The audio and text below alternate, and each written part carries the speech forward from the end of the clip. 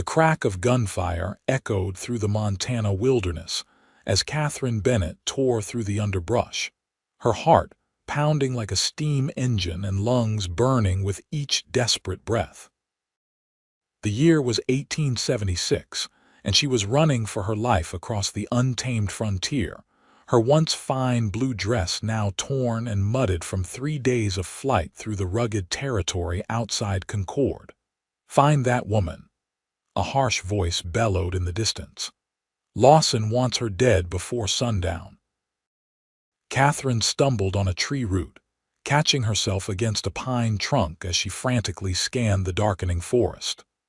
The Blackwater gang, the most feared outlaws in the territory, had already murdered her father for the deed to their land, and she was the only witness to their crime. Night was falling fast, and with it would come the bitter Montana cold. Without shelter, she wouldn't survive until morning. Through the trees, she spotted a thin wisp of smoke rising against the dusky sky. A cabin. Salvation or danger, she had no choice but to risk it. As the temperature dropped and shadows lengthened, Catherine forced her exhausted body forward, praying whoever dwelled there would show mercy to a desperate woman. The small log cabin came into view, sturdy, well-maintained, with a corral holding 3 horses nearby. A lantern glowed in the window, promising warmth within. She had barely reached the porch when the door swung open.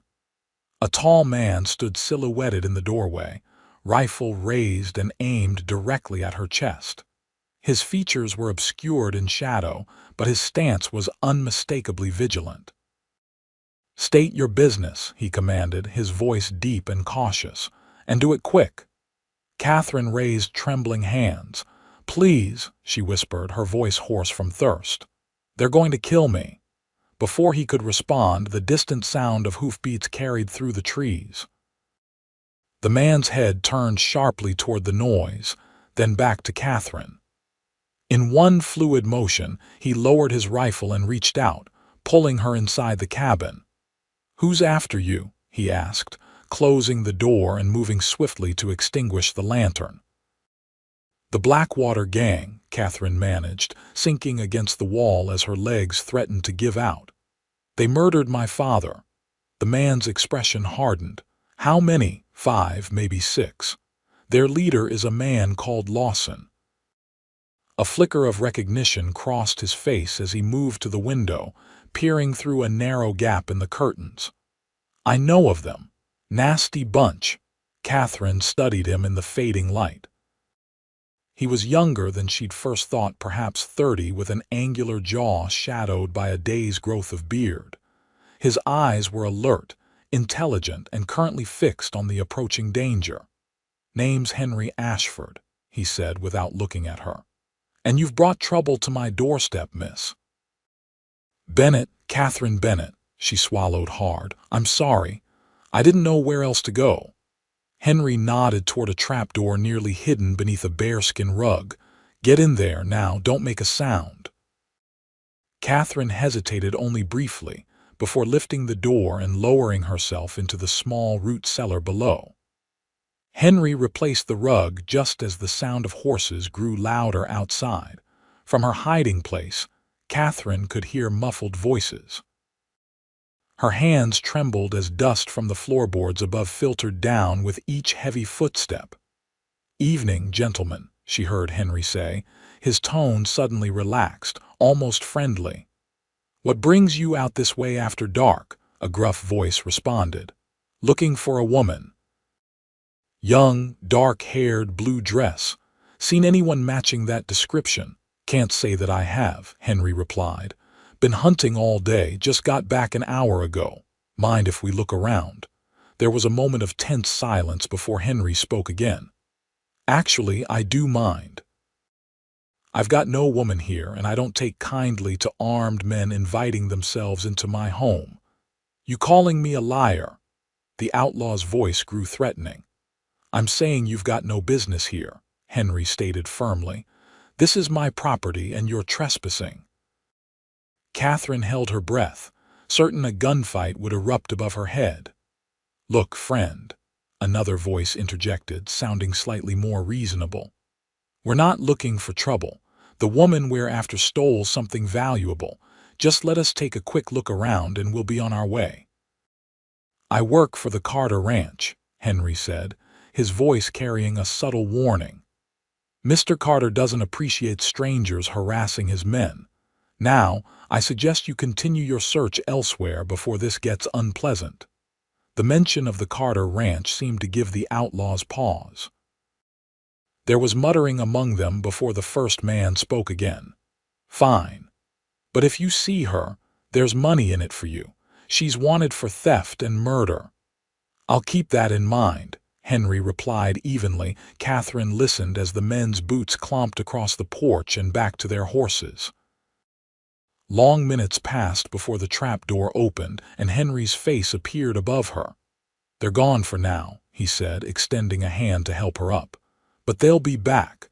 The Blackwater gang doesn't give up easy." Catherine emerged from the cellar, her legs unsteady.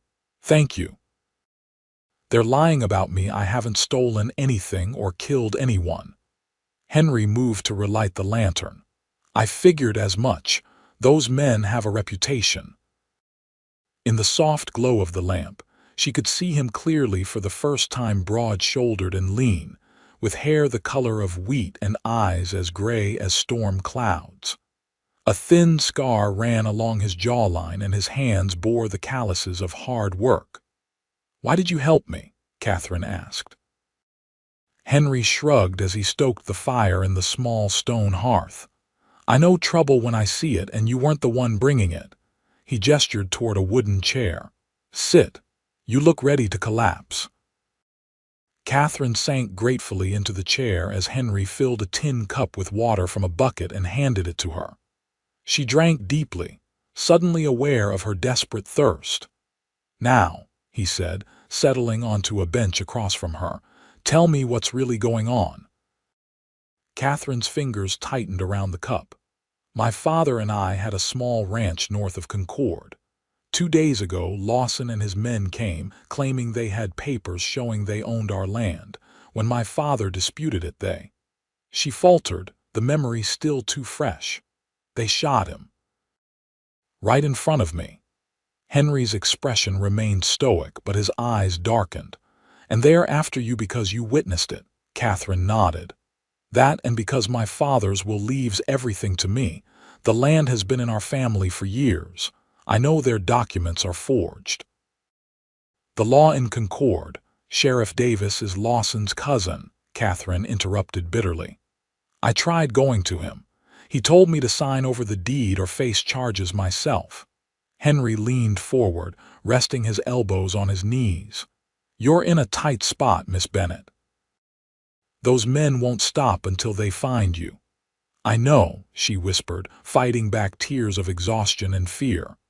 "I just needed somewhere to rest. I'll be gone by morning." "And go where?" Henry asked. "In that torn dress with no supplies, no horse." Catherine had no answer. She'd been running on instinct and terror, with no real plan beyond escaping immediate danger. Henry sighed, running a hand through his hair. "You can stay here tonight. We'll figure something out tomorrow." "Why would you risk yourself for a stranger?" Catherine asked. A shadow passed over Henry's face. "Let's just say I have my reasons for disliking men who take what isn't theirs." He stood and moved to a chest in the corner, pulling out a worn but clean shirt and a pair of trousers. "These will be too big, but they're better than what you've got on. There's a screen in the corner where you can change.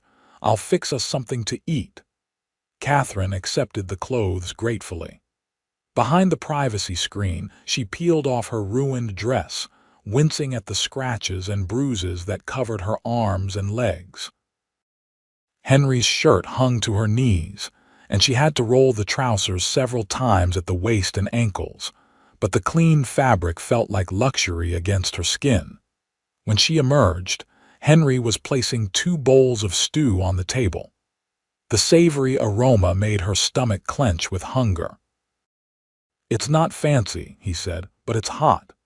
They ate in silence, Catherine too famished to speak until she'd finished every morsel.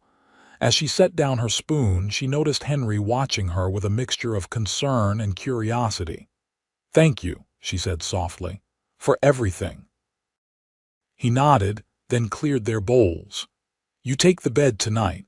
I'll sleep by the fire." Catherine started to protest, but exhaustion overwhelmed her. The small bed in the corner, with its quilt and feather pillow, looked like paradise after days of running and sleeping on the ground. She barely managed to thank him again before collapsing onto the mattress, sleep claiming her instantly in her dreams. She was running again, pursued by faceless men with guns, her father's blood staining her hands. She awoke with a gasp, momentarily disoriented in the unfamiliar darkness. "Easy," came Henry's voice from nearby. "You're safe." Catherine's eyes adjusted to see him sitting in a chair near the bed, rifle across his knees. The fire had burned low, casting long shadows across the cabin. "Have you been awake all night?" she asked. "Someone had to keep watch," he replied simply. "Dawn's not far off. Try to get a little more sleep." Instead, Catherine sat up, drawing the quilt around her shoulders. "Tell me about yourself, Mr. Ashford. You said you work for the Carter Ranch." Henry nodded. "Going on 5 years now. I manage their northern grazing lands. This cabin belongs to them, technically, but it's mine to use." "You're a long way from the main ranch," Catherine observed. "That's how I prefer it," he said with a hint of a smile. "Never been one for crowds. And before the Carter Ranch." His face closed slightly. "Here and there. Drove cattle up from Texas, fought in the war for a spell. Nothing worth mentioning." Catherine sensed there was more to his story, but she didn't press. Everyone on the frontier had pasts they preferred to leave behind, herself included now. As the first pale light of dawn crept through the cabin windows, Henry stood and stretched. "I need to check the horses and see if our visitors left any surprises. Stay inside." While he was gone, Catherine took stock of the cabin. It was small but neat, containing only the essentials: the bed, table with 2 chairs, a wood stove, and shelves holding provisions and a few books, more than she might have expected from a solitary cowboy. A rifle rack hung on one wall, alongside a gun belt with a holstered Colt revolver. Henry returned shortly, his expression grim. "They've been back," he said. "Found tracks circling the cabin and heading toward the creek. They're searching the area." Catherine's heart sank. "I've put you in danger by coming here." "I was in danger the moment I decided to live in Montana territory," he replied dryly. He moved to the stove and began preparing coffee. "The question is, what do we do about you?" "I can't go back to Concord," Catherine said. "No, you can't," Henry agreed. "Not until we can prove what Lawson did." He poured coffee into 2 tin cups and handed one to Catherine. "How well do you ride?" The question caught her off guard. "Well enough. My father raised horses before we came west." Henry nodded thoughtfully. "Good, because I think our best option is to get you to Helena.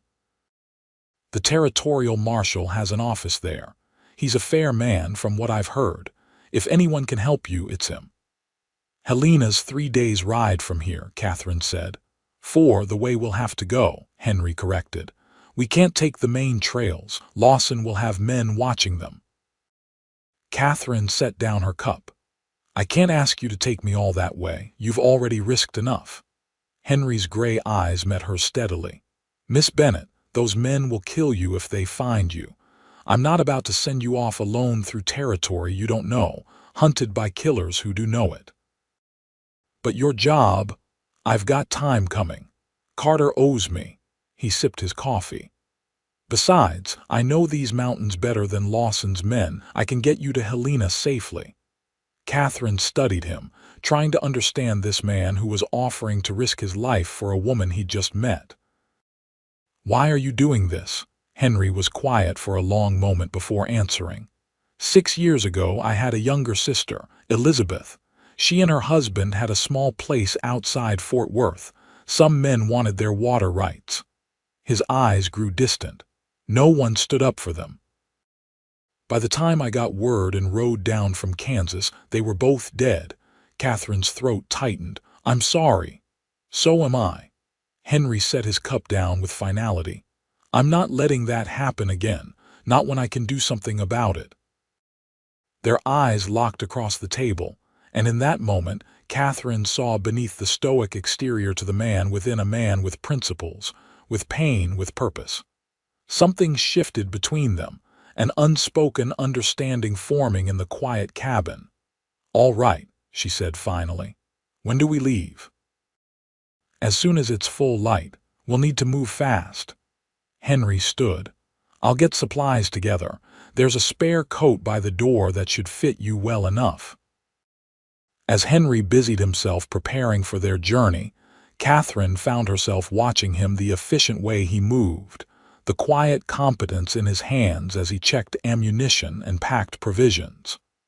For the first time since her father's murder, she felt a flicker of hope. An hour later, they were ready to depart. Henry had saddled 2 horses, his own chestnut gelding and a steady-looking bay mare for Catherine. Saddlebags bulged with supplies, and both of them were armed, Henry with his rifle and revolver, Catherine with a smaller pistol he had insisted she take. Can you use this? He had asked, demonstrating how to load and fire it. My father taught me, she'd replied, handling the weapon with quiet confidence. Now, as they prepared to mount up, Henry paused, scanning the tree line with narrowed eyes. What is it? Catherine asked, suddenly alert. Nothing, he said after a moment. Just being cautious. We'll head northeast first, then cut back west toward the mountains. Make our trail harder to follow. Catherine nodded, gathering the reins. As she swung into the saddle, the reality of what they were undertaking settled over her. 4 days through wilderness with a man she barely knew, pursued by killers who wouldn't hesitate to gun them both down. Henry must have read her expression. One day at a time, Miss Bennet, he said quietly. That's how we'll get through this. With that, he nudged his horse forward, and Catherine followed, leaving the safety of the cabin behind as they rode into the vast Montana wilderness, the rising sun at their backs and an uncertain future ahead. They rode hard through the morning, Henry setting a pace that covered ground quickly while still preserving the horse's strength. He led them through dense pine forests and across shallow streams, occasionally doubling back or taking seemingly random turns. Breaking our trail, he explained when Catherine questioned one such detour, and avoiding the easier paths where we might be spotted. By midday, they had climbed higher into the foothills. Henry finally called a halt in a sheltered grove beside a small spring.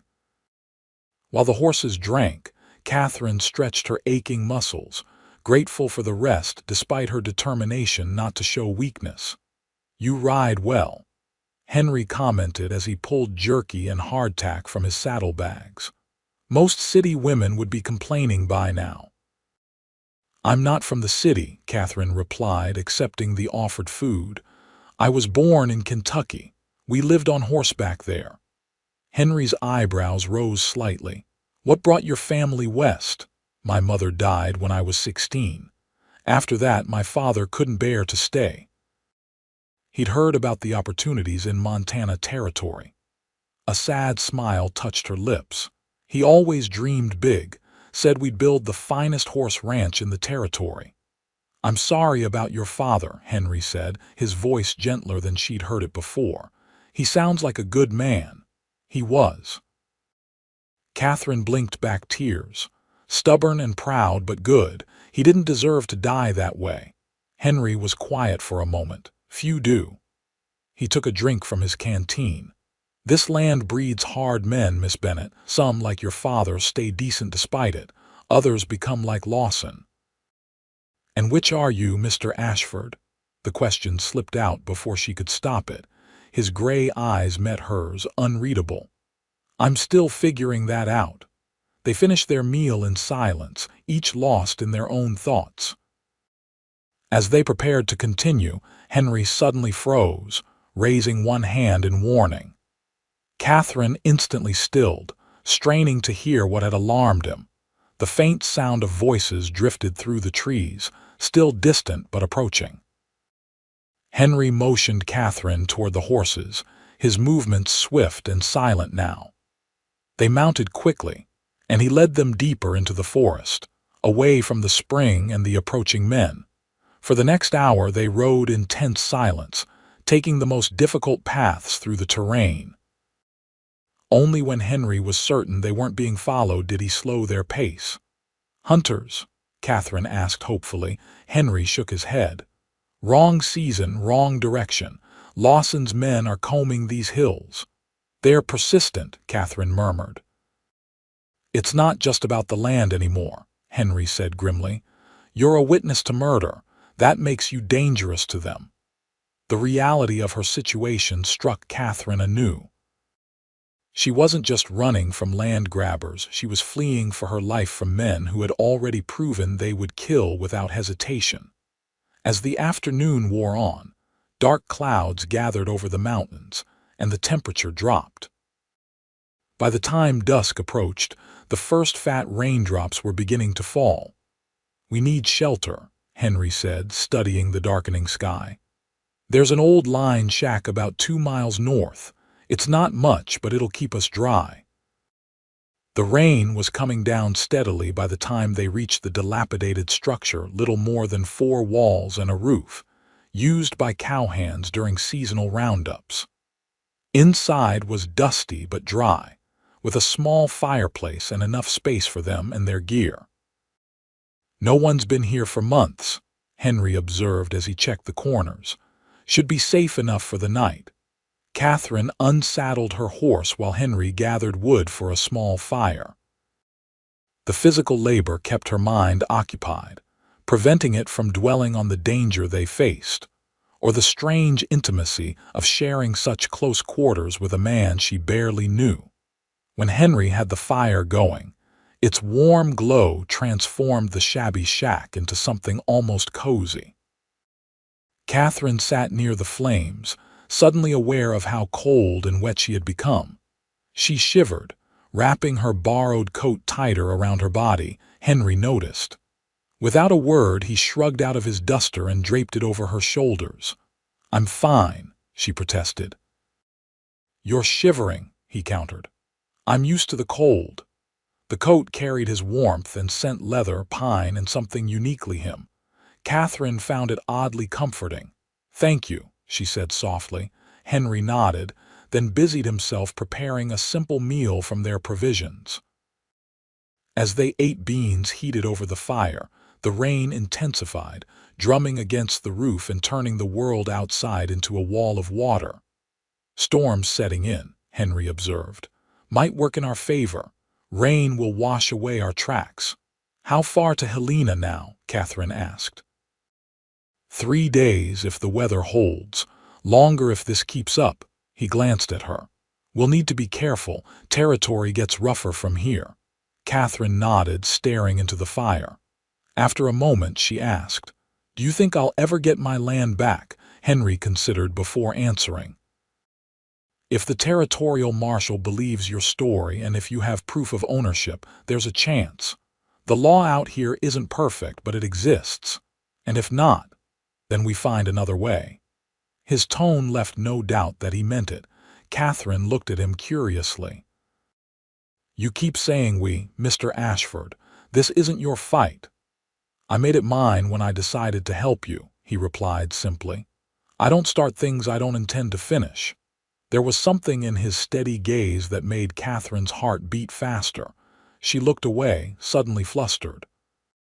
"You should get some sleep," Henry said after a moment. "I'll take first watch." "Wake me for the second," Catherine insisted. "You need rest too." Henry looked like he might argue, then nodded. 4 hours, then we switch." Catherine made herself as comfortable as possible on her bedroll, using her saddle as a pillow. Despite her exhaustion, sleep didn't come easily. Every sound from the forest made her tense, expecting Lawson's men to appear at any moment. "They won't find us tonight," Henry said, as if reading her thoughts. "Not in this weather. Rest while you can." His quiet confidence was reassuring. Catherine closed her eyes, listening to the rain and the occasional snap of the fire. The last thing she remembered before drifting off was the solid presence of Henry sitting by the doorway, rifle across his knees, keeping watch over her. She woke to Henry's hand on her shoulder, his voice low and urgent. "Someone's coming," he whispered. "One rider." Catherine was instantly alert, reaching for the pistol he'd given her. Outside, the rain had slowed to a drizzle, and dawn was just beginning to lighten the eastern sky. Henry positioned himself by the window, peering through a crack in the shutters. Catherine stood ready by the door, heart hammering in her chest. The sound of hoofbeats grew louder, then slowed. A man's voice called out, "Hello, the cabin." Henry and Catherine exchanged glances. The voice was unfamiliar to both of them. "Could be a trap," Henry mouthed silently. "Hello." The voice called again. "Anyone in there? I'm looking for shelter from this damned rain." Henry made a decision. "Stay inside," he murmured to Catherine. "Keep your gun ready." He moved to the door, opening it just enough to see out while keeping his body shielded. "Who's asking?" he called. "Name's Miller. James Miller. I'm a courier for the mining company in Bannack. Got caught in the storm coming back from Fort Benton." Henry studied the man for a long moment before opening the door wider. "Come on in, then. Weather's foul for traveling." The stranger who entered was middle-aged and weather-beaten, his clothes soaked through. He nodded gratefully to Henry, then stopped short when he saw Catherine, surprise evident on his face. "Madam," he said, tipping his hat. "Didn't expect to find a lady out here." "My wife and I are heading to Helena," Henry said before Catherine could speak. "Got caught in the same storm as you." Catherine kept her expression neutral, though her pulse quickened at Henry's casual claim. She understood immediately a married couple would draw less suspicion than an unmarried man and woman traveling alone. "Lucky you found shelter," Miller said, moving toward the fire with obvious relief. "Mind if I warm up a bit?" "Help yourself," Henry replied, his tone friendly but his eyes watchful. "Coffee's hot if you want some." "Much obliged." As Miller dried himself by the fire, he chatted easily about his journey and the weather. He seemed genuine enough, but Catherine noticed that Henry kept himself between the stranger and her, his hand never far from his weapon. "What takes you folks to Helena?" Miller asked eventually. "Not many people heading that direction this time of year." "Family business," Henry answered smoothly. "My wife's brother is ill." Miller nodded sympathetically. "Sorry to hear that, madam." He glanced outside where the sky was lightening. "Rain's letting up. I should get moving if I want to make Bannack by nightfall." "Safe travels," Henry said, the politeness in his voice not quite reaching his eyes. Once Miller had departed, Catherine released a breath she hadn't realized she was holding. "Do you think he suspected anything?" Henry shook his head. "Don't think so, just a man caught in the rain." He began gathering their belongings. "But we should move on anyway. Can't be too careful." As they saddled the horses, Catherine found herself thinking about Henry's quick lie. "So I'm your wife now, am I?" she asked, attempting to sound lighthearted. Henry's hands paused on his saddle cinch. Seemed the simplest explanation. Less questions that way. He glanced at her. "Hope you don't mind." "No," Catherine said. It was quick thinking. A hint of a smile touched his lips.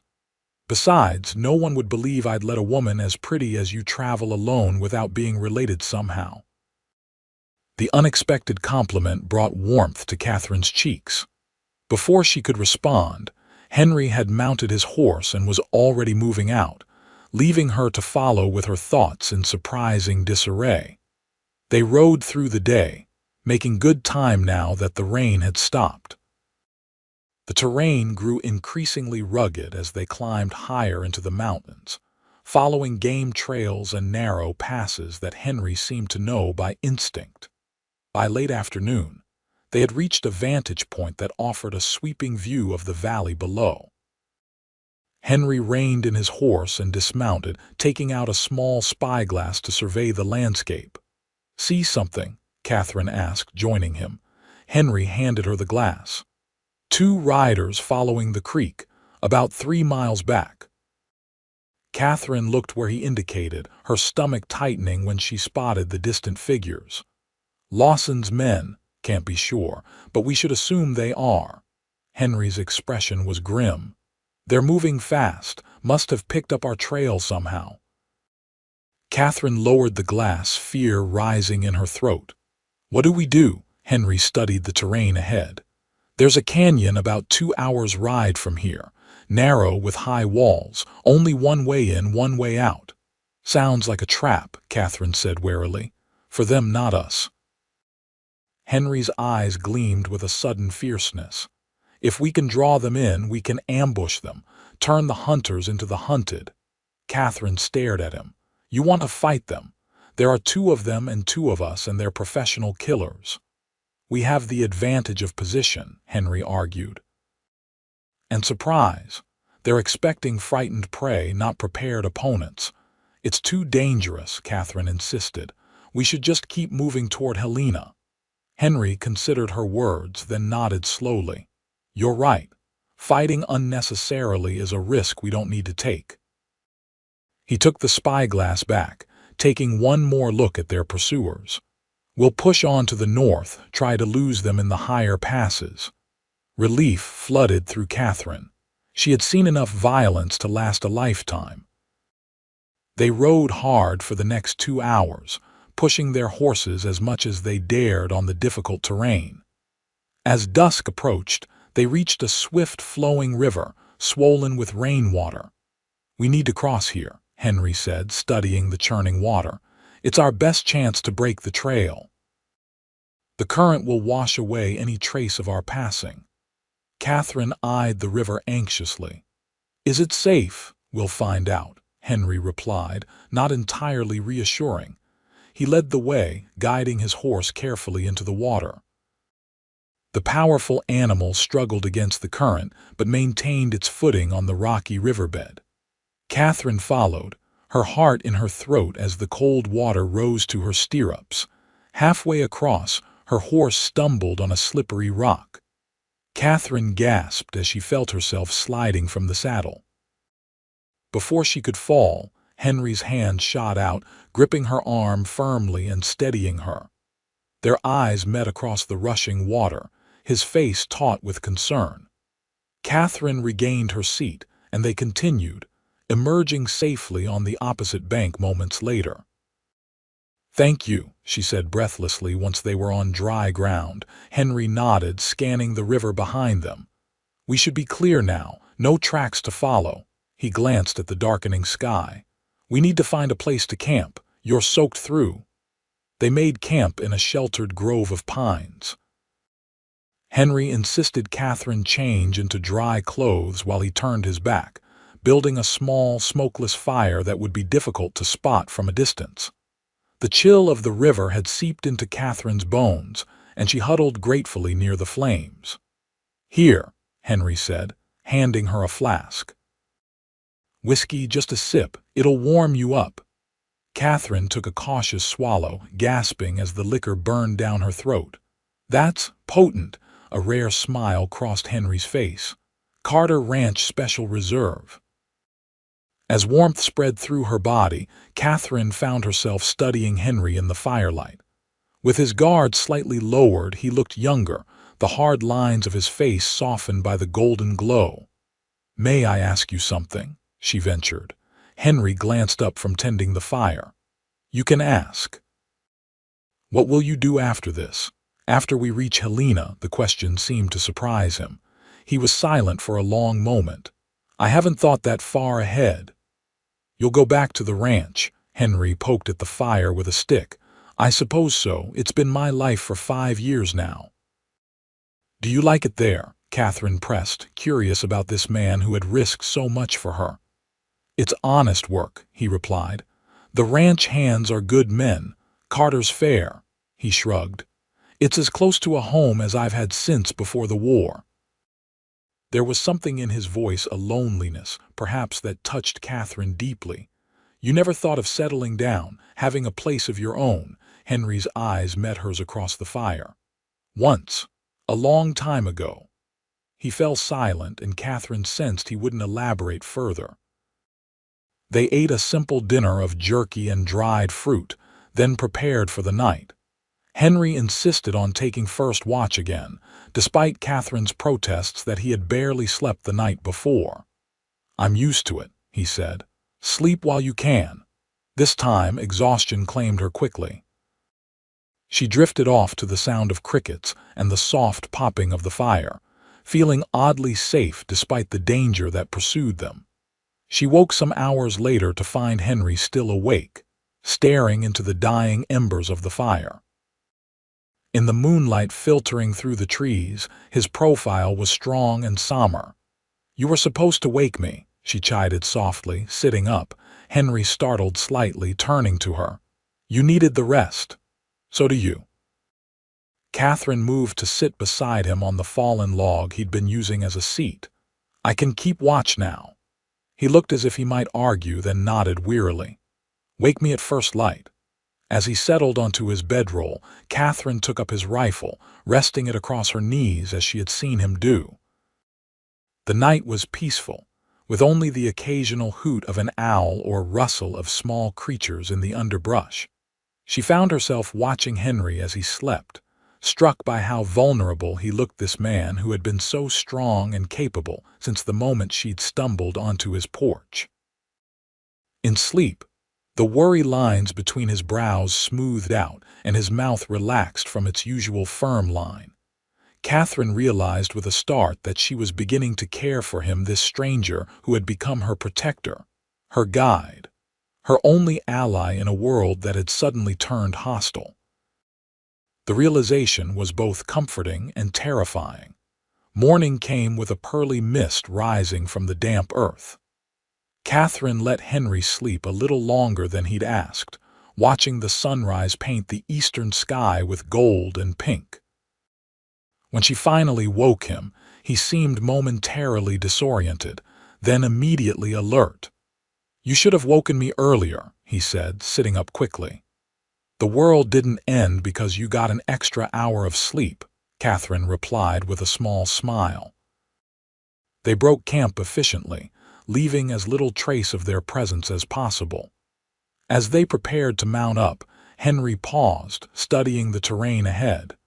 "We'll reach the main trail to Helena by nightfall," he said. "From there, it's a straight shot to the city. But that's also where we're most likely to encounter trouble." "You think Lawson will have men watching the trail?" Henry nodded grimly. "I would if I were him." He tightened his saddle cinch with a sharp tug. "We'll skirt around, approach from the east instead of the south. Take a bit longer, but safer." They rode in companionable silence for much of the morning, the horses picking their way through rocky terrain that gradually gave way to more open country. By midday, they had reached a high meadow dotted with wildflowers, a welcome change from the dense forest. "We'll rest the horses here," Henry decided, dismounting near a small stream. As they watered the animals, Catherine found herself wondering about the life she had left behind and what might lie ahead. Her father was gone, their ranch likely already claimed by Lawson. Even if the territorial marshal believed her story, what would she return to? "What's on your mind?" Henry asked, noticing her pensive expression. Catherine sighed. "Just wondering what happens after. If we make it to Helena, if the marshal believes me, what then? I have no family left, no home to return to." Henry studied her for a moment. "You could start over. Plenty of opportunity in the territory for someone with your spirit." "My spirit?" Catherine raised an eyebrow. "Courage," Henry clarified. "Not everyone would have survived what you've been through these past days." The compliment warmed her, but uncertainty still gnawed. Starting over takes resources. All I had was tied up in the ranch. Henry was quiet for a long moment. When we reach Helena, I have a little money saved. It's yours if you need it. Catherine stared at him, stunned by the offer. Henry, I couldn't possibly. You can pay me back someday, he interrupted, clearly uncomfortable with her gratitude. When you're on your feet again. Before she could respond, a sharp crack echoed through the meadow. Henry's body jerked and he stumbled forward, a look of surprise crossing his face before he collapsed to one knee. Henry, Catherine cried, rushing to him. Get down, he gasped, pushing her roughly to the ground as another shot whistled over their heads. Catherine saw the dark stain spreading across his left shoulder. You're hit. Just grazed, he grimaced, though his face had gone pale. We need cover. Now. More shots rang out as they scrambled toward a cluster of boulders at the edge of the meadow, staying low in the tall grass. The horses, spooked by the gunfire, had bolted toward the tree line. From the safety of the rocks, Henry peered cautiously at the ridge where the shots had originated.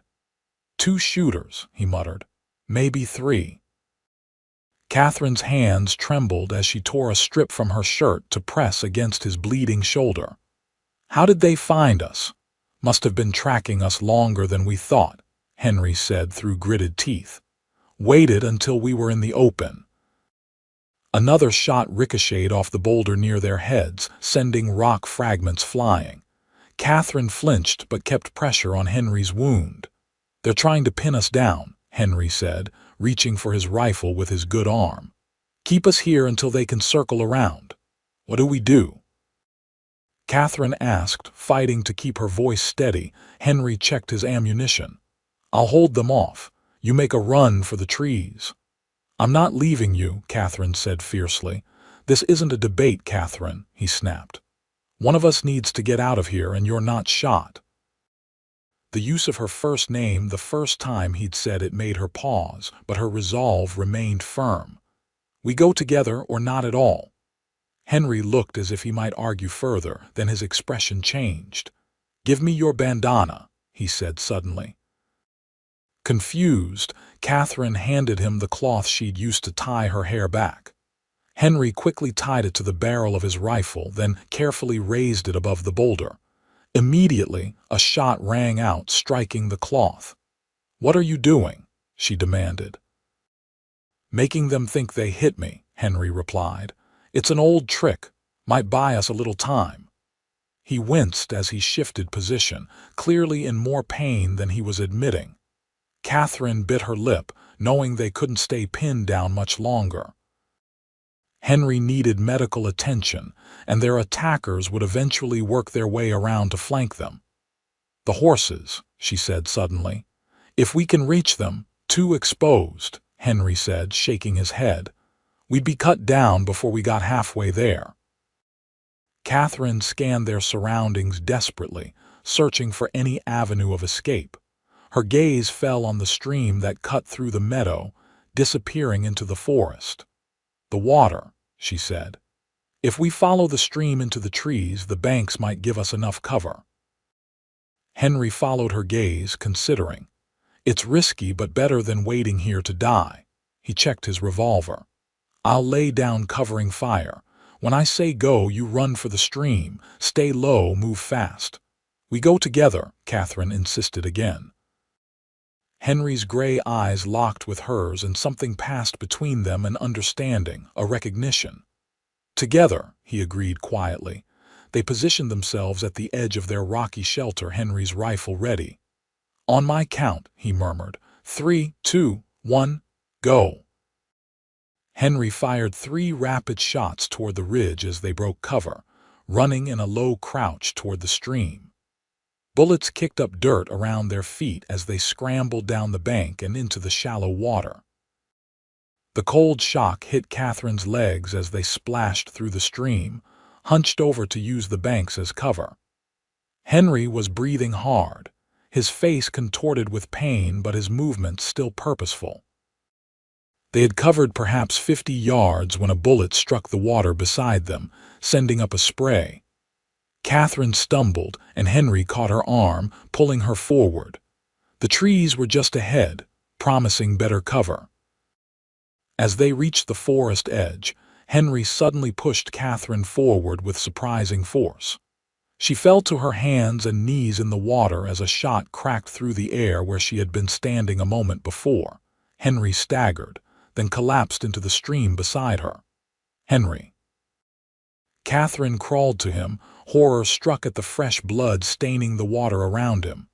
"Keep going," he gasped, clutching his side. "Don't stop." "Not without you," she said, tears blurring her vision as she helped him to his feet.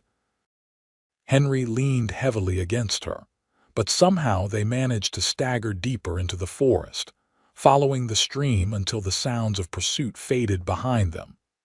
When Henry could go no farther, they collapsed in a sheltered hollow beneath the roots of a massive fallen tree. Catherine frantically examined his injuries. The graze on his shoulder was minor, but the second bullet had struck him in the side, just below his ribs. "How bad?" he asked through clenched teeth. Catherine's hands shook as she carefully pulled away his blood-soaked shirt. "The bullet went through." "That's good, I think." She tore more strips from her shirt to make bandages. "We need to stop the bleeding." Henry nodded, his face ashen. "Saddlebags," he muttered. "Lost them with the horses." "I know." Catherine pressed the makeshift bandage against his wound. "Hold this here, press hard." While Henry maintained pressure on his injury, Catherine searched their immediate surroundings, desperate for anything that might help. She found a fallen pine branch and broke off several small pieces of the bark. "Chew on this," she instructed, handing a piece to Henry. "My father said pine bark has properties that fight infection and ease pain." Henry took it without question, grimacing at the bitter taste. "We need to find shelter," Catherine said, looking at the darkening sky. "Night's coming and you need rest." Henry's eyes were becoming unfocused. "Trapper's cabin," he mumbled. "About a mile northeast, abandoned. Used it once. Hunting." Catherine helped him to his feet, supporting much of his weight as they made slow progress through the forest. Each step seemed to cost Henry tremendous effort, but he remained conscious, stubbornly putting one foot in front of the other. Dusk was falling when they finally spotted the cabin, little more than a crude wooden shack tucked against a hillside. It was smaller than the lined shack they'd used previously, with one small window and a door hanging crookedly on leather hinges. Inside, it was dusty and abandoned, containing only a crude wooden platform that had once served as a bed, a rough table, and a small fireplace. Catherine helped Henry to the bed platform, then set about gathering materials to start a fire. "Save your strength," she told him when he tried to help. "You've lost a lot of blood." Once she had a small fire going, Catherine carefully removed Henry's blood-soaked shirt to better assess his wounds. The bullet hole in his side looked angry and painful, but the bleeding had slowed to a seep rather than a flow. His shoulder was already forming a dark bruise around the graze. "You're lucky," she said, cleaning both injuries as best she could with water heated over the fire. "A few inches difference and—" "Not luck," Henry murmured, his eyes finding hers in the firelight. You saved my life out there." Catherine's throat tightened with emotion. "You've been saving mine since the moment we met." When she had done all she could for his wounds, Catherine made Henry as comfortable as possible on the hard platform. She sat beside him, her back against the wall, keeping watch as he drifted into an uneasy sleep. Outside, night settled fully over the forest. Catherine listened to every sound, alert for any sign of pursuit, but heard only the normal nocturnal chorus of insects and the occasional hoot of an owl. Henry stirred restlessly in his sleep, mumbling words she couldn't catch. Once, he called out a name that might have been Elizabeth, his lost sister, Catherine guessed. She gently brushed sweat-dampened hair from his forehead, alarmed at the heat radiating from his skin. Fever, the enemy she had feared. Without proper medicine, infection could kill Henry as surely as another bullet. Morning found Catherine exhausted but resolute. Henry's fever had risen through the night, and he alternated between restless sleep and periods of confused wakefulness. "We need to get to Helena," she told him during one of his lucid moments. "You need a doctor." Henry shook his head weakly. "Too far you go. Get help." "I'm not leaving you," Catherine said firmly. "We're in this together, remember?" A ghost of a smile touched his pale lips. "Stubborn woman." "You have no idea," she replied, trying to sound confident despite her fear. Catherine spent the morning searching the surrounding area, hoping to find useful herbs or perhaps even sign of their horses. She had little luck with either, though she did discover a small spring with clean water not far from the cabin. Returning with fresh water, she found Henry sitting up, looking marginally better despite the fever that still burned in his eyes.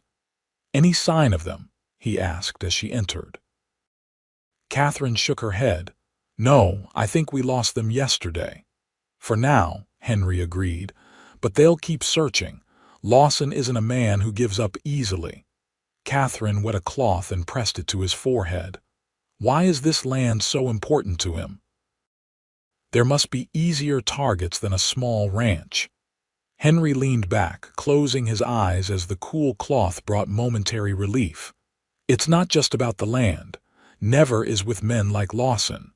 He paused, gathering his strength. "Control, power. They take because they can, and because each time they do, it proves something to them." "What a hollow existence," Catherine murmured. "But a dangerous one," Henry cautioned. "Never underestimate a man who measures his worth by what he can take from others." They passed the day quietly, with Catherine tending to Henry's wounds and making several trips to the spring for fresh water. By evening, his fever seemed to have stabilized, though it hadn't broken.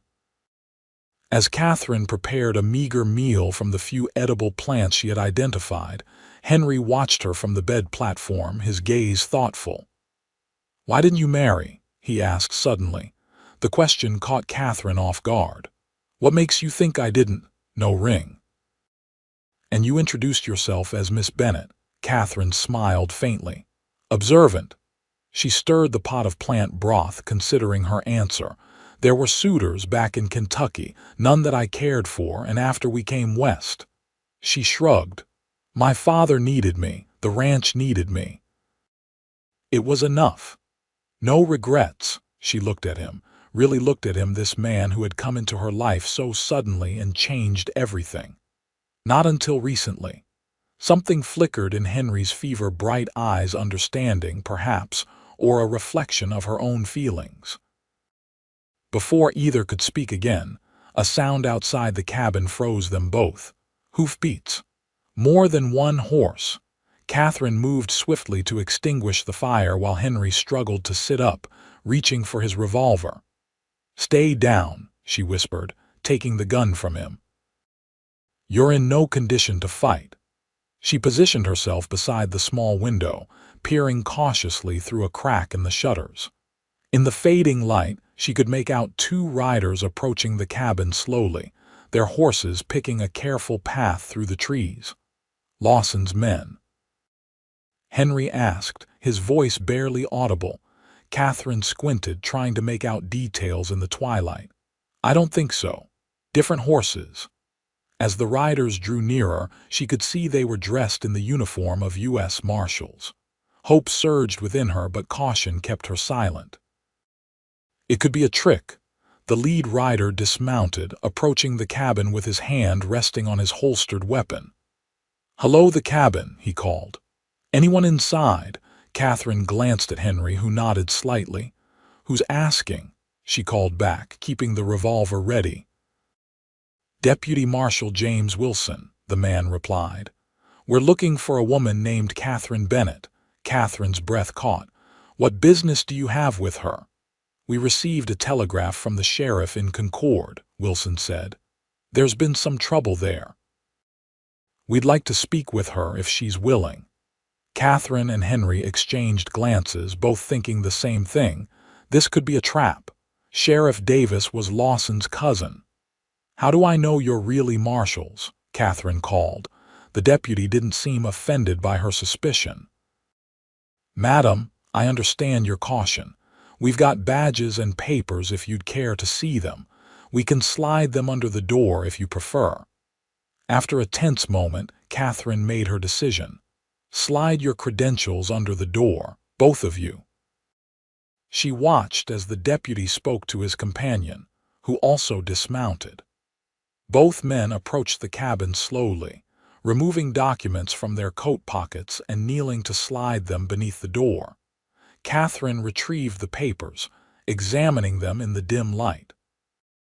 They appeared genuine official appointment documents for Deputy Marshals James Wilson and Thomas Clark, complete with territorial seals. "All right," she said finally.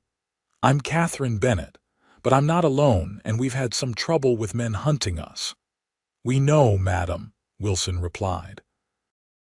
"That's partly why we're here. May we come in?" Catherine opened the door cautiously, the revolver still in her hand. The two men who entered were indeed wearing marshal's badges, both looking trail-worn and tired. They removed their hats respectfully, taking in the scene: Henry on the bed platform, clearly wounded, and Catherine standing protectively near him. "What happened here?" the younger Marshal, Clark, asked. "We were ambushed yesterday," Catherine explained. "Mr. Ashford was shot. He needs a doctor." Wilson nodded to his partner, who immediately went back outside, presumably to prepare medical supplies. "We can help with that, madam. We've got basic medical training and supplies with us." "How did you find us?" Henry asked weakly from the bed. Wilson turned to him. "We've been tracking Lawson's gang for 2 weeks. Got reports they were seen near Concord, then heard about the murder of Jonathan Bennett. When we arrived in town, the sheriff was suspiciously unhelpful." His mouth tightened. "Then we got word that Lawson's men were hunting a woman through the mountains. Wasn't hard to put it together." "But how did you find this cabin?" Catherine pressed. "Luck, mostly," Wilson admitted. "We found your horses yesterday evening, still saddled. Figured you couldn't have gone far on foot, especially if one of you was injured. Started checking all the known shelters in the area." Clark returned with a medical kit and canteen. With Catherine's assistance, they cleaned Henry's wounds properly and applied antiseptic and fresh bandages. The young marshal also produced a bottle of laudanum for the pain. "The bullet wound is clean," Clark said after examining Henry. "No signs of major infection yet, but that fever needs watching. He should rest at least a day before attempting the ride to Helena." While Clark tended to Henry, Wilson spoke with Catherine, listening intently as she recounted the events at her father's ranch and their subsequent flight from Lawson's men. "This matches what we've been hearing about Lawson," the deputy said grimly. "Land fraud, intimidation, murder. He's been operating with impunity for too long, partly because of his connections to local law enforcement." "Like Sheriff Davis," Catherine said bitterly. Wilson nodded. "Davis will be investigated too, but our main target is Lawson. Your testimony could be crucial in bringing him to justice, Miss Bennett." "I'll testify," Catherine said firmly. "I want him to pay for what he did to my father."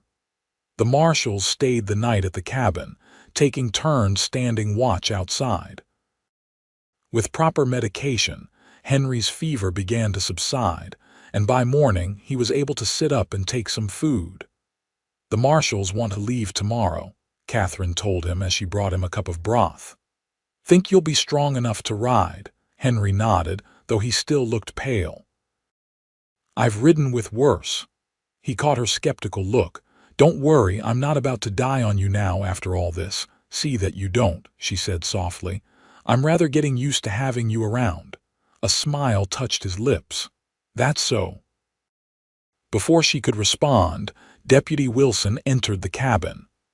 "Miss Bennet, could I have a word?" Catherine followed him outside, where the morning sun was warming the small clearing around the cabin. "We've been discussing your situation," Wilson said. "Once we reach Helena, you'll need to give your formal statement to the territorial marshal. There will likely be a federal investigation, given the nature of the crimes." "What about my father's ranch?" Catherine asked. Wilson's expression grew sympathetic. "That's more complicated. If Lawson's men have already taken possession, it might require legal action to reclaim it. The territorial courts can be slow." "I see," Catherine said, her heart sinking. "There's something else," the deputy continued. "Until Lawson is apprehended, you could still be in danger. The marshal's office can arrange protection for you in Helena." "For how long?" Wilson shrugged. "Hard to say. These cases can drag on." Catherine's mind raced, considering her options. The thought of spending months in Helena, essentially in hiding, waiting for justice that might never come, was disheartening. But what alternative did she have? When she returned to the cabin, Henry was watching her closely. "Bad news?" he asked, reading her expression. Catherine sighed, sitting beside him on the edge of the bed platform. "Not bad exactly, just uncertain." She explained what Wilson had told her. Henry was quiet for a long moment. "What will you do?" "I don't know," she admitted. "I have no home to return to, no family, little money." She trailed off, the full weight of her situation settling over her. "Remember what I said before," Henry said quietly, "about helping you get started again." Catherine shook her head. "That's generous, but I can't take your savings, Henry. You've already given so much." He reached out, taking her hand in his. The gesture was so unexpected, so gentle, that Catherine found herself momentarily speechless. "I've been thinking," Henry said, his voice low and serious. "These past days, traveling with you, protecting you. It's the first time in years I've felt I was doing something that mattered." He paused, seeming to search for the right words. "I don't want to go back to the way things were before." Catherine's heart beat faster. "What are you saying?" "I'm saying that when this is over, when you've given your testimony and Lawson is brought to justice, maybe we could start something new, together." The hope in his gray eyes made Catherine's throat tighten with emotion. "Henry, we barely know each other." A hint of a smile touched his lips. "I know you're the bravest woman I've ever met. I know you're kind and resourceful. I know that when I'm with you, I feel more alive than I have since before the war." His fingers tightened around hers. "The rest, we can learn along the way." Catherine found herself speechless, overwhelmed by the sincerity in his voice and the unexpected direction her life had taken. A week ago, she had been a rancher's daughter with a predictable future.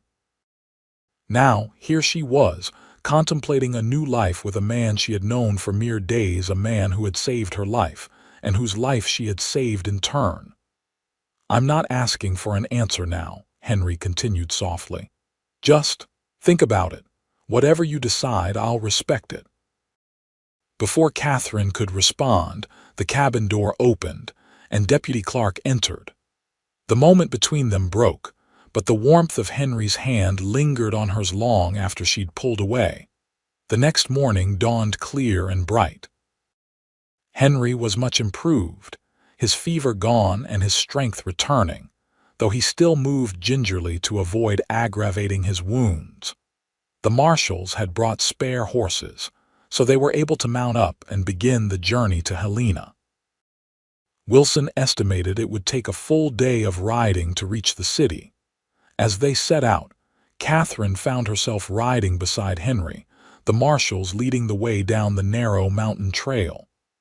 "How are you feeling?" she asked, noting the tight lines around his mouth that betrayed his discomfort. "I'll manage," he replied. Then, with a sidelong glance, Thinking about what I said last night, Catherine couldn't help but smile. It's hard to think of anything else. And his voice was carefully neutral, but she could sense the tension beneath it.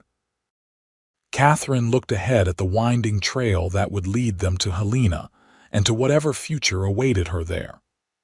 I think, she said slowly, that when a person has lost everything, they become very careful about what they choose to hold on to next. Henry's expression fell slightly, and she realized he had misunderstood.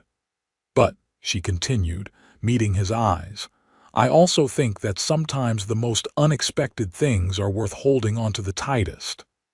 The hope that dawned in his eyes was answer enough for now.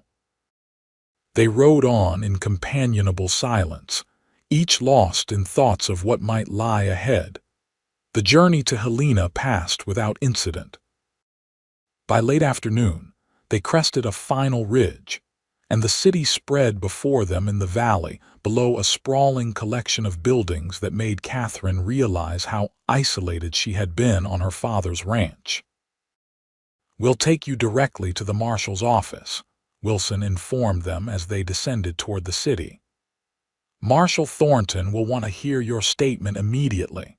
Catherine nodded, suddenly nervous about the official proceedings that awaited her. As if sensing her anxiety, Henry rode closer, his presence reassuring. I'll be with you, he said quietly, every step of the way. The territorial marshal's office was located in a solid brick building in the center of Helena. Inside, they were led to a spacious office where Marshal Thornton, a gray-haired, imposing man with a neatly trimmed beard, listened intently as Catherine recounted her story. This is serious business, Miss Bennet, he said when she had finished. Land fraud, corruption, murder. These are federal crimes. I'll be telegraphing the U.S. Attorney's Office in Washington immediately. What about Lawson? Henry asked. He's still out there, still dangerous. Thornton nodded grimly. I'm organizing a posse to ride out at first light. With Miss Bennet's testimony and the evidence my deputies have gathered, we have more than enough to arrest him and his entire gang. He turned to Catherine. In the meantime, you'll need a safe place to stay. We can arrange lodging at a boarding house with a guard posted. She'll be staying with me, Henry said firmly. When all eyes turned to him in surprise, he added, at my sister's house. She lives here in Helena with her husband. It's secure, and no one will think to look for Miss Bennet there. Catherine stared at him, puzzled. He had told her his sister was dead. Marshal Thornton seemed satisfied with this arrangement. Very well. Deputy Wilson will escort you there. I'd like you both back here tomorrow afternoon to finalize your statements. Outside the marshal's office, Catherine pulled Henry aside. Your sister. I thought my brother-in-law remarried, Henry explained quietly. Sarah, his new wife, was a friend of Elizabeth's. They'll help us, I'm certain of it. Catherine studied him, sensing there was more to the story, but the presence of Deputy Wilson prevented further discussion. Henry directed them to a modest but well-maintained house on a quiet street near the edge of town. A tall, somber man answered the door, his expression shifting from surprise to emotion when he saw Henry. Henry, he said, his voice thick, it's been too long. Hello, Thomas, Henry replied. We need your help. Inside, they were introduced to Sarah, a kind-faced woman who immediately set about making them comfortable. While Deputy Wilson spoke privately with Thomas and Henry explained their situation to Sarah, Catherine took the opportunity to observe this unexpected connection from Henry's past. There was history here complex and painful, judging by the careful way Henry and Thomas interacted. Yet beneath the awkwardness was a clear bond of respect, perhaps even love. After the deputy departed, promising to return in the morning, Sarah showed Catherine to a small but comfortable guest room. You'll be safe here, she assured her. Thomas is well respected in Helena. No one will trouble you. "Thank you," Catherine said sincerely. "I'm sorry to impose like this." "Nonsense," Sarah replied with a warm smile. "Any friend of Henry's is welcome here. He's family, even if he's too stubborn to admit it most of the time." When Catherine returned to the parlor, she found Henry alone, standing by the window with a distant expression. "Your brother-in-law seems like a good man," she said. Henry nodded without turning. "He is. He made Elizabeth happy." Catherine moved to stand beside him. "Why did you stay away?" Henry's jaw tightened. "After Elizabeth died, I couldn't. I blamed myself for not being there, for not protecting her." He exhaled slowly. "Thomas never held it against me, but I held it against myself." "And now?" Catherine asked softly. Henry finally looked at her, his eyes revealing a vulnerability she had rarely seen in him. "Now I understand that sometimes protecting the people you care about means being there when it matters most, not before or after." He paused. "You taught me that, Catherine." The tenderness in his voice made her heart swell. Without thinking, she reached up to touch his face, her fingers gently tracing the scar along his jaw. "We protect each other," she whispered. "That's what matters." For a moment, Catherine thought he might kiss her. Instead, he covered her hand with his own, holding it against his cheek in a gesture that felt more intimate than any kiss could have been. The moment was interrupted by Thomas's return to the parlor. They moved apart, but something had changed between them, a silent understanding, a promise for later. The next morning brought news. A messenger from the marshal's office arrived with word that the posse had departed at dawn, heading for Lawson's known hideout near the border of the territory. "It could be days before they return," Thomas told them over breakfast. "The marshal asks that you remain in Helena until then." Henry and Catherine exchanged glances. Days of waiting, of uncertainty.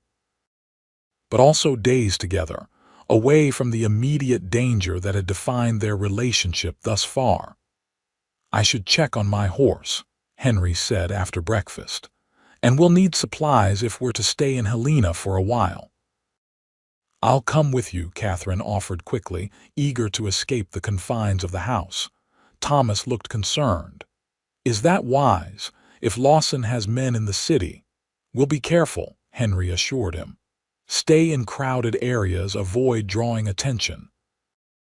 The streets of Helena were busy with morning activity, miners heading to the nearby diggings, merchants opening their shops, wagons delivering goods from the railroad station. Catherine, dressed in clothes borrowed from Sarah, attracted little notice as she walked beside Henry through the town. At the livery stable, Henry checked on his chestnut gelding, which the marshals had recovered and brought to Helena. The horse greeted him with a soft whicker of recognition. "He missed you," Catherine observed, smiling as the animal nuzzled Henry's palm. "Feels strange to be in a city again," Henry remarked as they left the stable. "Been so long since I've been around this many people." "You dislike it?" Catherine asked, curious about this aspect of his character. Henry considered. "Not dislike exactly, just prefer open spaces. Room to breathe." He glanced at her. "What about you? Would you be happy in a place like this?"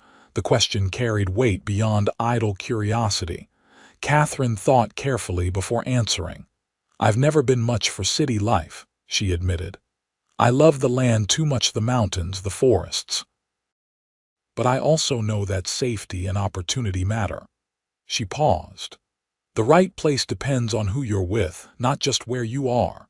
Henry's eyes warmed at her words. As they continued down the street, his hand found hers, fingers intertwining naturally. The simple gesture felt significant, a public acknowledgement of whatever was growing between them. They spent the day exploring Helena, gradually relaxing as it became clear they weren't being followed or watched. Henry purchased supplies they might need for the journey back to Concord, whenever that might be possible. Catherine found herself drawn to a small bookshop, where she selected a volume of poetry with money Henry insisted she take. "Consider it an advance on what I promised before," he said when she protested. By the time they returned to Thomas and Sarah's home, a comfortable ease had developed between them. That evening, as they sat in the parlor after dinner, Thomas shared stories about Elizabeth that made Henry both smile and grow quiet with remembered grief. "She would have liked you," Thomas told Catherine. "She always said Henry needed someone who could match his stubbornness." Henry rolled his eyes, but there was affection in the gesture. "She would have liked you," he agreed softly. "She had a gift for seeing the good in people." Later, as the household prepared for bed, Catherine found Henry on the small back porch, looking up at the stars. "Penny, for your thoughts?" she asked, joining him. "Just thinking about chances," he replied. "How sometimes the worst days of your life can lead to the best ones." Catherine leaned against the porch railing beside him. "Is that what happened with us? The worst day of my life leading to something better?" Henry turned to face her, his expression serious in the moonlight. "I can't change what happened to your father, Catherine. I wish I could.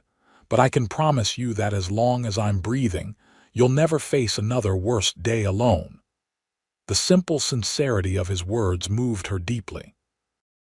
Catherine stepped closer, eliminating the small space between them. "I've been thinking about what you said," she murmured. "About starting something new together." Henry's breath caught. And, instead of answering with words, Catherine rose on tiptoe and pressed her lips to his. The kiss was gentle at first, tentative, but quickly deepened as Henry's arms encircled her, pulling her against him. When they finally parted, both breathless, Henry rested his forehead against hers. "I take it that's a yes," Catherine laughed softly. "It's a yes. Whatever comes next, we face it together." They spent 3 more days in Helena, each passing hour strengthening the bond between them. On the morning of the 4th day, a messenger arrived with urgent news. The marshal's posse had returned with Lawson and his gang in custody. At the marshal's office, they found a scene of controlled chaos. Deputies were processing prisoners, taking statements and cataloging evidence. Marshal Thornton met them in his office, looking tired but satisfied. "We got them," he announced. "All of them, including Sheriff Davis. Found them at Lawson's camp near the border. There was some resistance, but no casualties on our side." His expression grew grimmer.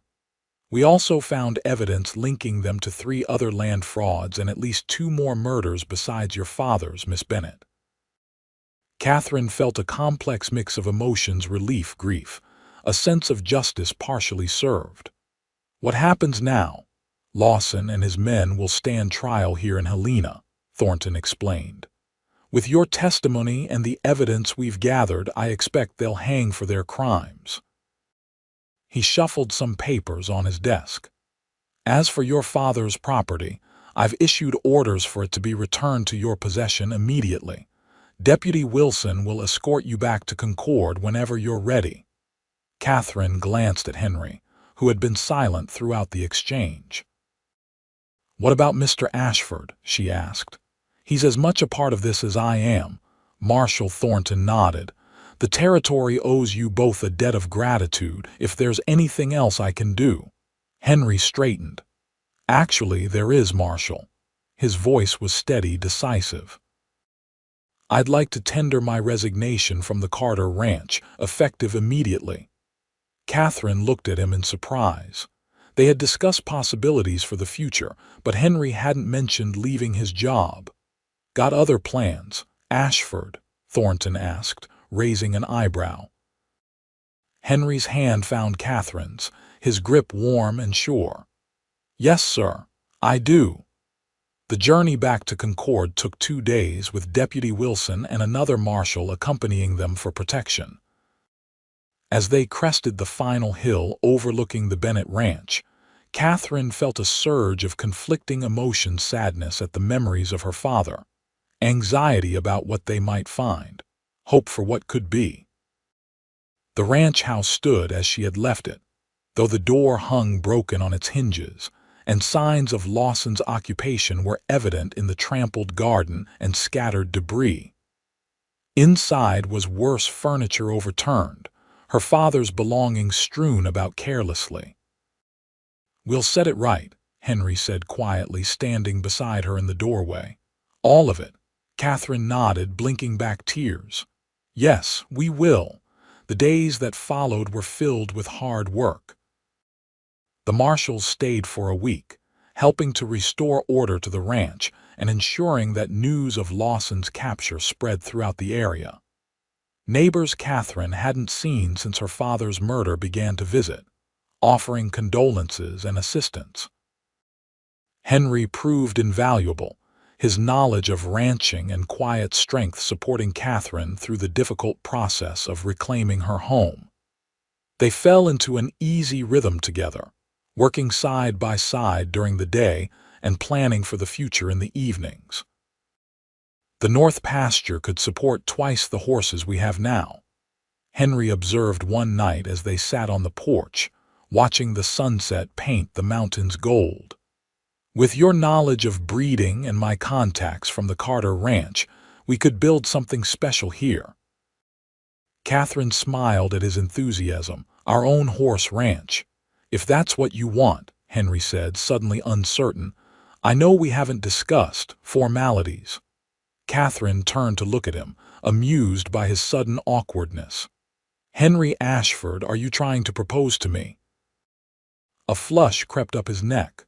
"Doing a poor job of it, apparently." She laughed softly, taking his hand. "Ask me properly and find out." Henry's expression grew serious. He shifted on the porch step to face her, still holding her hand. "Catherine Bennett, I know it hasn't been long, but I've never been more certain of anything in my life. I love you. I want to build a life with you here or anywhere else you want to go." He paused, his gray eyes earnest. "Will you marry me?" Catherine felt tears prick her eyes, happy tears for once. "Yes," she whispered. "Yes, I will." The simple gold band Henry placed on her finger the next day wasn't fancy, but it represented everything Catherine had thought she'd lost: family, home, future. They were married 2 weeks later in a small ceremony at the Concord Church, with Thomas and Sarah making the journey from Helena to stand with them. As summer turned to autumn, Catherine and Henry worked tirelessly to rebuild the Bennett Ranch. They repaired fences, expanded the corral, and purchased new breeding stock with the money Henry had saved. Catherine planted a small garden near her father's grave, a quiet place to remember him and to celebrate the new life that had unexpectedly grown from her loss. Word of their quality horses began to spread, bringing buyers from as far away as Colorado and Wyoming. By the following spring, the renamed Ashford Ranch was becoming known throughout the territory for its fine stock. One evening in May, as they sat on the same porch where Henry had proposed, Catherine rested her head against her husband's shoulder. "Happy?" he asked, his arm around her waist. "Very," she replied, placing his hand over her slightly rounded belly. "Especially since we'll need to build that new bedroom sooner than we planned." Henry stilled, then turned to her with wonder in his eyes. "Are you saying?" Catherine nodded, smiling at his expression. "Come November, there will be 3 of us." The joy that spread across Henry's face was everything Catherine could have hoped for. As he pulled her into a gentle embrace, whispering words of love and amazement, she marveled at the journey that had brought them here. From that terrifying night when she had stumbled onto his porch, fleeing for her life, to this moment of perfect contentment, it was a path neither of them could have foreseen. The danger that had thrown them together had long passed, but the bond it forged had only grown stronger with time. Later that night, as they lay together in the quiet darkness of their bedroom, Henry's hand protectively covering her stomach, Catherine thought about the strange workings of fate. How running from death had led her straight to a love that would sustain her for a lifetime. "What are you thinking about?" Henry murmured against her hair. Catherine smiled in the darkness. "About how sometimes the best things in life find you when you're not looking for them." Henry's arms tightened around her. "Like a stubborn, beautiful woman appearing on my doorstep in the rain. Like a brave, honorable man who kept his promise to keep me safe," she countered softly.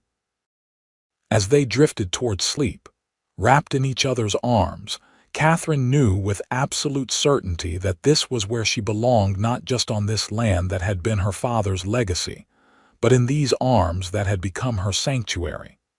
The years would bring challenges, of course. The Montana territory was still wild, still demanding. But together, they would face whatever came their way, just as they had from the beginning. And when their son was born that November, a strong, healthy boy with his father's gray eyes and his mother's determined spirit, they named him Jonathan, after Catherine's father.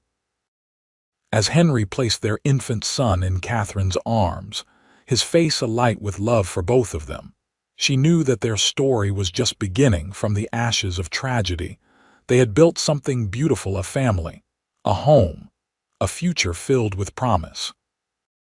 What had begun as a desperate flight from danger had become a journey towards something neither of them had expected to find again: happiness.